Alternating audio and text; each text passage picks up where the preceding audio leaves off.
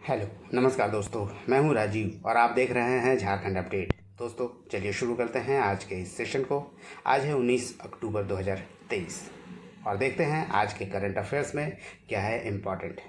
दोस्तों आज के इस करंट अफेयर्स के सेशन में हम लोग झारखंड करंट अफेयर्स से रिलेटेड कुछ इंपॉर्टेंट प्रश्नों को देखेंगे व्याख्या के साथ। वन लाइनर्स के फॉर्म में कुछ प्रश्नों को हम लोग रिवाइज करते हैं। आज झारखंड हु देखने वाले हैं कि झारखंड में कौन प्रमुख पदाधिकारी हैं। इसके अलावा एक अभ्यास प्रश्न भी होगा सेशन में, जिसका जवाब आप कमेंट में करके बता सकते हैं, जिसका उत्तर व्याख्या के साथ हम लोग नेक्स्ट सेशन में देखेंगे। और सेशन के अंत में स्टैटिक जीके के कुछ प्रश्नों को भी हम लोग देखने वाले हैं। दोस्तों इसका पीडीएफ मैं आपको अवेलेबल करा दूंगा टेलीग्राम चैनल पे, आप ज्वाइन कर सकते हैं इसे। आपको लिंक मिल जाएगा डिस्क्रिप्शन में। तो आइए शुरुआत कर लेते हैं इस सेशन को और शुरुआत करते हैं पिछले सेशन के इस अभ्यास प्रश्न से। और यह अभ्यास प्रश्न था, केंद्र सरकार के सहयोग से झारखंड के कितने जिलों में आयुर्वेदा हॉस्पिटल्स खोले जाएंगे जहां आउटडोर और इंडोर दोनों सुविधाएं होंगी। Option A 5, option B 7, option C 12 अथवा ऑप्शन डी 22। इसका सही उत्तर है दोस्तों ऑप्शन बी। झारखंड में आयुर्वेदा के 7 हॉस्पिटल खोले जाएंगे, यानी 7 अलग अलग जिलों में यह हॉस्पिटल होगा। आइए इसके बारे में हम लोग थोड़ा जान लेते हैं डिटेल में। बता दें कि केंद्र सरकार के सहयोग से झारखंड के 7 जिलों में आयुर्वेद हॉस्पिटल खुलने जा रहा है और इन जिलों में रांची और जमशेदपुर के साथ पलामू, गुमला, दुमका, देवघर और बोकारो को भी शामिल किया गया है। रांची और जमशेदपुर में जो हॉस्पिटल की क्षमता होगी वो 50-50 बेड की होगी, जबकि बाकी ज़िलों में यानी पलामू, गुमला, दुमका, देवघर और बोकारो में बनने वाले आयुर्वेद हॉस्पिटल में बेडों की संख्या 10-10 होगी। आपको बता दें कि यहाँ ओपीडी की सुविधा के साथ साथ इंडोर फैसिलिटीज़ भी उपलब्ध होगा, जहाँ व्यक्ति एडमिट होकर इलाज करवा सकता है। चलिए दोस्तों अब देखते हैं नए प्रश्नों को जो झारखंड से रिलेटेड हैं और इसे हम लोग डिटेल में जानेंगे भी, व्याख्या के साथ देखेंगे। पहला प्रश्न है, इको टूरिज्म स्कीम के तहत झारखंड वन विभाग ने किन पर्यटन स्थलों को विकसित करने व कायाकल्प करने की योजना बनाई है। Option A Dalma, option B Betla, option C Canary Hill अथवा option D all of the above. इसका सही उत्तर है दोस्तों ऑल ऑफ द अबव, यानी दलमा, बेतला और कैनरी हिल। इन तीनों ही स्थान को झारखंड सरकार कायाकल्प करने जा रही है, यानी इसे विकसित करने जा रही है। अथवा ऑप्शन डी इसका सही उत्तर है। झारखंड सरकार के इको टूरिज्म योजना के तहत वन विभाग कोल्हान के दलमा, पलामू के बेतला और हजारीबाग के कैनरी हिल को विकसित करने जा रही है। इसके लिए झारखंड सरकार ने योजना बनाई है और कुल 6 करोड़ रुपए इसके लिए खर्च होंगे। आपको बता दें कि यहाँ इको टूरिज्म स्कीम के तहत सीढ़ियों पर टाइल्स लगाए जाएंगे, ओपन जिम होगा, सोलर पावर बैंक की सुविधा होगी, यहाँ विद्युतीकरण किया जाएगा, जलापूर्ति की व्यवस्था की जाएगी और जो जन सुविधाएँ हैं उससे इन स्थानों को जोड़ा जाएगा, यानी इन सभी स्थानों पर जन सुविधाएं उपलब्ध कराई जाएगी। आपको बता दें कि दलमा के मकुला कोचा 3 में विद्युतीकरण और फर्नीचर का निर्माण कराया जाएगा, मड हाउस को घेरा जाएगा और दलमा स्थित मंदिर की सीढ़ियों में टाइल्स लगाए जाएंगे और स्टील की रेलिंग भी लगाई जाएगी। मंदिर के पास लकड़ी का बेंच भी लगाया जाएगा। इसके अलावा यहाँ भ्रमण करने आए लोगों के लिए टूरिस्ट गाइड को प्रशिक्षित किया जाएगा ताकि टूरिस्ट को पूरी जानकारी मिल सके। इसके अलावा यहाँ बटरफ्लाई के संरक्षण का भी काम किया जाना है। चलिए दोस्तों अब आगे बढ़ते हैं और देखते हैं दूसरे नंबर प्रश्न को। और दूसरा करंट अफेयर्स का प्रश्न है, मुख्यमंत्री हेमंत सोरेन ने विमेंस एशियन चैंपियंस ट्रॉफी 2023 के इवेंट के लिए किस शुभंकर का अनावरण किया। Option A Palash, option B Juhi, option C हाथी अथवा ऑप्शन डी छुआ। इसका सही उत्तर है ऑप्शन बी, जूही नामक शुभंकर होगा विमेंस एशियन चैंपियंस ट्रॉफी 2023 में, जो कि झारखंड के रांची में आयोजित होने जा रहा है। अथवा ऑप्शन बी सही है, जूही। आपको बता दें कि मुख्यमंत्री हेमंत सोरेन ने 13 अक्टूबर 2023 को वीमेंस एशियन चैंपियंस ट्रॉफी 2023 के इवेंट का शुभंकर का अनावरण किया और यह शुभंकर होगा जूही और साथ में ट्रॉफी का भी अनावरण किया। आपको बता दें कि भारत में वीमेंस एशियन चैंपियंस ट्रॉफी का आयोजन पहली बार किया जा रहा है और इसको आयोजित करने का मौका दिया गया है रांची को, और इसका आयोजन 27 अक्टूबर से 5 नवंबर 2023 के दौरान राज्य में किया जाएगा। आपको बता दें वीमेंस एशियन चैंपियंस ट्रॉफी का आयोजन देश में पहली बार ही कराया जा रहा है। चैंपियनशिप में भारत के अलावा जापान, कोरिया, चीन, मलेशिया और थाईलैंड हिस्सा लेंगे। हर दिन 3 मुकाबले होंगे और कुल इसमें 21 टूर्नामेंट के मुकाबले खेले जाएंगे। प्रश्न नंबर 3 है दोस्तों, झारखंड के किस विधायक के खिलाफ दल बदल मामले में झारखंड विधानसभा अध्यक्ष को शिकायत की गई है? Option A Kamlesh Kumar Singh, option B Saryu Rai, option C Sudesh Mahto, option D Basant Soren. इसका सही उत्तर है ऑप्शन ए कमलेश कुमार सिंह। आपको बता दें कि एनसीपी के विधायक हैं और दल बदल मामले में झारखंड विधानसभा अध्यक्ष को शिकायत की गई है। आपको बता दें कि 10वीं अनुसूची जो कि दल बदल से संबंधित है, इसी के तहत अयोग्यता का मामला इसमें बनता है। आपको ये बता दें कि कमलेश कुमार सिंह राज्य के अकेले एनसीपी यानी नेशनलिस्ट कांग्रेस पार्टी के विधायक हैं और वर्तमान में महाराष्ट्र में अजीत पवार के एनडीए के साथ में जाने के बाद एनसीपी के झारखंड के विधायक कमलेश कुमार सिंह भी अजीत पवार के साथ हो गए हैं, जिसके कारण अब उम्मीद है कि झारखंड सरकार से वे समर्थन वापस ले लेंगे और इसी के तहत विधानसभा अध्यक्ष के सामने दल बदल का शिकायत किया गया है। आपको बता दें कि अजीत पवार हाल ही में महाराष्ट्र के उप मुख्यमंत्री बने हैं और अजीत पवार को महाराष्ट्र, नॉर्थ ईस्ट और झारखंड को मिलाकर कुल 50 विधायकों का समर्थन है। और कमलेश कुमार सिंह बता दें कि वो पलामू के हुसैनाबाद से विधायक हैं और नेशनलिस्ट कांग्रेस के झारखंड के एकमात्र विधायक हैं, अकेले विधायक हैं। प्रश्न नंबर 4 है दोस्तों, 2023 मानसून ऋतु के दौरान झारखंड में वर्षा कितनी रही? Option A 551.3 mm, option B 651.3 mm, option C 751.3 mm अथवा ऑप्शन डी 951.3 mm। इसका सही उत्तर है दोस्तों ऑप्शन सी 751.3 mm। मानसून ऋतु के दौरान झारखंड में कुल वर्षा यानी 1 जून से 30 सितंबर के बीच 751.3 mm हुई है, जो सामान्य वर्षा, जबकि सामान्य वर्षा 1022.9 मिलीमीटर रही। और विचलन की बात करें तो यह 27% का विचलन देखा गया है, यानी पिछले वर्ष की तुलना में 27% कम वर्षा हुई है और यह कम वर्षा की श्रेणी में ही आता है।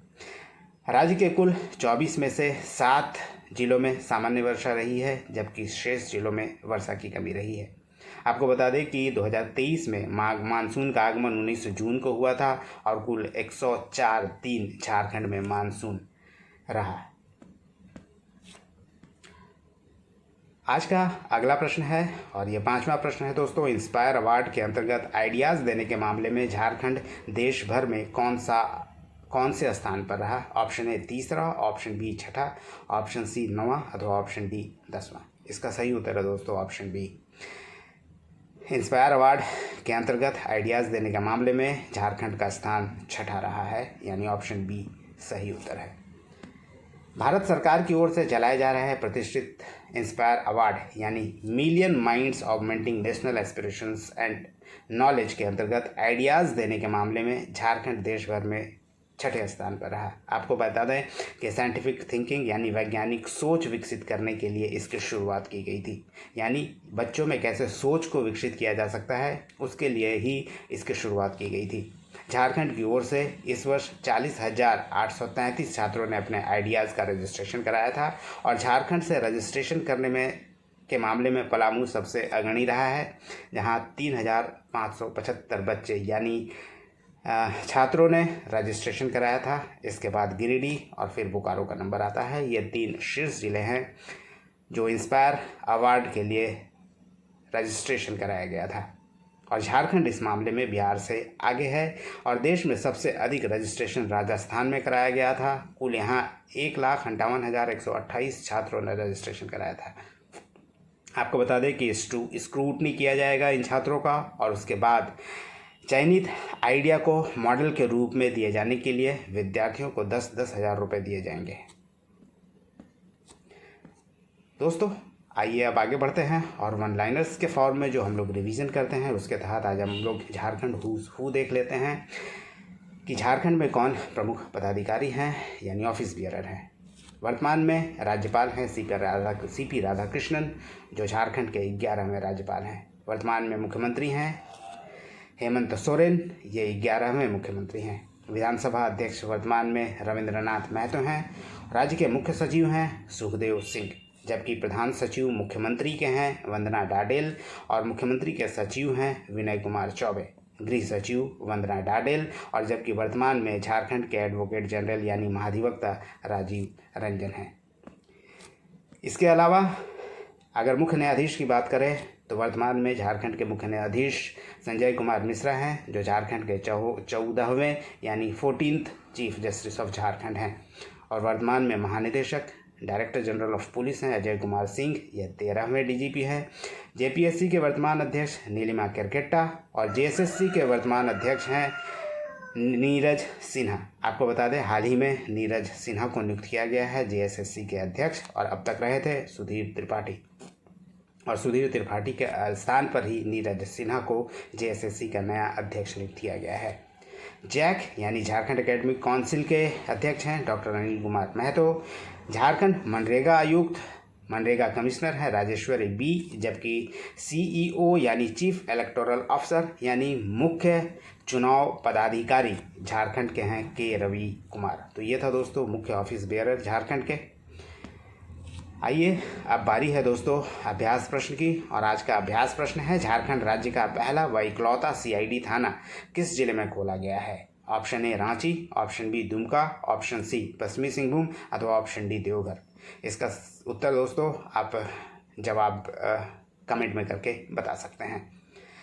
अब स्टैटिक जीके के कुछ प्रश्नों को देख लेते हैं। इसके तहत पहला प्रश्न है वर्तमान में झारखंड विधानसभा में कितने सीटें अनारक्षित हैं। पहला ऑप्शन है 60, दूसरा ऑप्शन है 28, तीसरा ऑप्शन है 44 और चौथा ऑप्शन है 9। आपको बता दें कि झारखंड विधानसभा में कुल 81 सीटों में 44 सीटें अनारक्षित हैं। आपको बता दें कि विधानसभा के सदस्यों की संख्या झारखंड में अब तक 82 थी। अब एंग्लो इंडियन सदस्यों का जो सीट होता था वो समाप्त कर दिया गया है, अतः अब केवल 81 ही सीट झारखंड विधानसभा में है। जो मनोनीत किए जाते थे एंग्लो इंडियन, उसे समाप्त कर दिया गया है। इस तरह अगर बात करें कि इलेक्टेड मेंबर कौन होते हैं तो वो केवल 81 होते हैं। 81 में जो 44 है 44 ये अनरिजर्व्ड है यानी अनारक्षित है। इसके अलावा शेड्यूल ट्राइब्स अनुसूचित जनजाति की बात करें तो अनुसूचित जनजाति के लिए झारखंड में 28 सीटें सुरक्षित की गई है, और अनुसूचित जनजाति के लिए 28 सीटें सुरक्षित की गई है, जबकि अनुसूचित जाति के लिए 9 सीटें। आपको बता दें कि झारखंड में जो 9 सीटें आरक्षित हैं शेड्यूल कास्ट के लिए यानी एससी के लिए, वे हैं देवघर, सिमरिया, चतरा, जमुआ, चंदन कियारी, जुगसलाई, कांके, लातेहार और छतरपुर। दोस्तों और भी प्रश्न को देख लेते हैं स्टैटिक जीके के, लेकिन वन लाइनर्स के फॉर्म में इसे देखेंगे व्याख्या के साथ। और इसके तहत पहला प्रश्न है झारखंड के राजभवन के आर्किटेक्ट कौन थे। इसका उत्तर है दोस्तों सदालो बेयर्ड। आपको बता दें कि झारखंड का राजभवन वर्तमान में जो है उसके आर्किटेक्ट थे सदालो बेयर्ड, और यह राजभवन राज्यपाल का आधिकारिक आवास है, और इसका निर्माण 1930-31 के दौरान किया गया था, यानी आज से लगभग 90-91 वर्ष पहले। और अगर इसके परिसर की बात करें तो बड़ा परिसर है इसका, और इसमें एक आर्डरे हाउस है जो राज्यपाल का सचिवालय है। इसके अलावा और एक बिरसा मंडप है राजभवन के अंदर, जो एक बड़ा हॉल है जहां सांस्कृतिक कार्यक्रम का आयोजन किया जाता है। दूसरा प्रश्न है झारखंड की प्रथम महिला कौन हैं। दोस्तों, झारखंड की प्रथम महिला मंत्री रही हैं जोबा मांझी। आपको बता दें कि जोबा मांझी बाबूलाल मरांडी के समय यानी पहले मंत्रिमंडल में मंत्री रही थी और पर्यटन, महिला एवं बाल कल्याण और आवास विभाग वो देख रही थी। और वर्तमान में भी जोबा मांझी महिला एवं बाल कल्याण विभाग देख रही है और वे पश्चिमी सिंहभूम के मनोहरपुर विधानसभा सीट से वर्तमान में विधायक हैं। तीसरा प्रश्न है, सिंहभूम के आरंभिक निवासी जो जैन धर्म को मानते थे उन्हें क्या कहा जाता था। इसका उत्तर है दोस्तों सरक। आपको बता दें कि जो एक अपभ्रंश है, ये एक सरक जो है एक अपभ्रंश है श्रावक शब्द का। यानी ये जो शब्द है श्रावक, यानी जैन धर्म में जो श्रावक होते हैं उनका ही अपभ्रंश है ये। आपको बता दें कि जो जैन धर्मावलंबी होते हैं उनमें जो गृहस्थ आश्रम को पालन करते हैं उन्हें ही श्रावक कहा जाता था और उसी का अपभ्रंश शब्द है सरक। आपको बता दें कि जब हो जनजातियों का इस क्षेत्र में यानी सिंहभूम क्षेत्र में आगमन हुआ तो उस समय सरकों को यानी जैन धर्मावलंबियों को जो श्रावक थे उस दौरान उन्हें यहाँ से हटा दिया गया, बाहर निकाल दिया गया। और ये जानकारी मिलती है, एक इतिहासकार है आपको बता दें बी बॉल, जिनकी एक पुस्तक है जंगल लाइफ ऑफ इंडिया, जहाँ से इसकी जानकारी मिलती है। अगला प्रश्न है, खेरवाल बोंगसो धर्मपुथी के रचयिता कौन है। दोस्तों, यह एक प्रसिद्ध पुस्तक है संथाली की झारखंड में और इसके लेखक हैं मांझी रामदास टुडू। आपको बता दें कि ये पूर्वी सिंहभूम के रहने वाले थे और आज़ादी से पहले ही इसकी रचना की गई थी और इसकी रचना की गई थी 1894 में। और मांझी रामदास टुडू एक शिक्षक थे और संथाली लेखक थे, संथाली विद्वान थे। आपको बता दें कि जो मांझी रामदास टुडू है ये संथाली के धार्मिक रीति रिवाजों के बारे में लिखा करते थे और इसके लिए कोलकाता विश्वविद्यालय द्वारा उस दौरान उन्हें डॉक्टरेट ऑफ लिटरेचर की उपाधि दी गई थी, यानी डीलिट की डिग्री से उन्हें सम्मानित किया गया था। अगला प्रश्न है, बोकारो जिले की स्थापना किन दो जिलों के प्रखंड से मिलाकर की गई है। इसका उत्तर है धनबाद और गिरिडीह। आपको बता दें कि बोकारो जिले की जो स्थापना हुई थी वह 1991 में हुई थी 1 अप्रैल को और धनबाद के 2 ब्लॉक और गिरिडीह के 6 ब्लॉक को इसमें शामिल किया गया था। यानी धनबाद के 2 ब्लॉक और गिरिडीह के 6 ब्लॉक और ये 6 ब्लॉक आपको बता दें कि बेरमो अनुमंडल का 6 ब्लॉक था। यानी यह कह सकते हैं कि गिरिडीह जिले का बेरमो अनुमंडल को ही पूरी तरह से बोकारो जिले में शामिल कर लिया गया था 1991 में और इन्हीं 2 जिलों के ब्लॉकों को मिलाकर बोकारो का निर्माण किया गया था 1991 में। इसके अलावा आपको बता दें कि 1991 में 2 और अन्य जिलों का निर्माण हुआ था। यानी 1991 में 3 जिले का निर्माण किया गया है झारखंड में। वो एक है चतरा और दूसरा है गढ़वा। तो ये था दोस्तों आज का सेशन। उम्मीद करता हूँ पसंद आया होगा, आपके लिए इन्फॉर्मेटिव भी होगा। जुड़े रहिए झारखंड अपडेट के साथ। धन्यवाद। फिर मिलते हैं नेक्स्ट सेशन में किसी नए टॉपिक के साथ। धन्यवाद।